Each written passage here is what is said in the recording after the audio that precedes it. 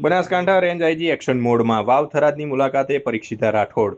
આંતરરાષ્ટ્રીય સરહદને અડીને આવેલા આ સંવેદનશીલ વિસ્તારમાં કાયદો અને વ્યવસ્થાની સ્થિતિ વધુ મજબૂત બનાવવા માટે તેમણે જિલ્લા પોલીસ વડા ચિંતન તેરૈયા અને અન્ય ઉચ્ચ અધિકારીઓ સાથે મહત્વની બેઠક યોજી હતી।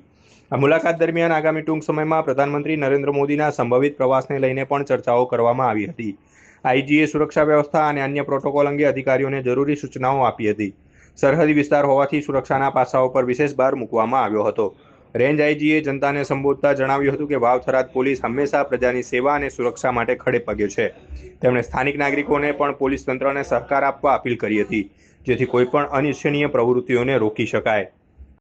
વાવ થરાદ જિલ્લો નવનિર્મિત છે અને એને કારણે અત્યારે ત્યાં વાવ થરાદ જિલ્લા માટે પ્રજાનો સહકાર ખાસ જરૂરી છે અને એટલે પોલીસને જ્યારે પણ તમારા સહકારની જરૂર પડે ત્યારે અહીંયાથી સહકાર મળી રહે તેવી હું અપેક્ષા રાખું છું। નજીકના ભવિષ્યમાં પીએમ સાહેબની વિઝિટ છે અને એના માટે પણ અમારી બધી તૈયારી છે।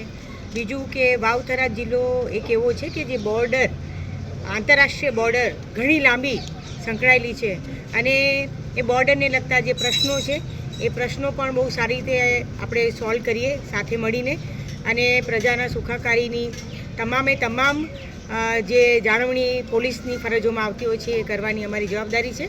એટલે ફરિયાદી આવે, આંતરરાષ્ટ્રીય બોર્ડરને લગતા જે પ્રશ્નો આવે એ બધા પ્રશ્નો અમારી વાવ થરાદ પોલીસ પૂરી રીતે સારી રીતે અને તમામને ન્યાય મળે એ રીતે કરવા માટે સક્ષમ છે અને કટિબદ્ધ છે।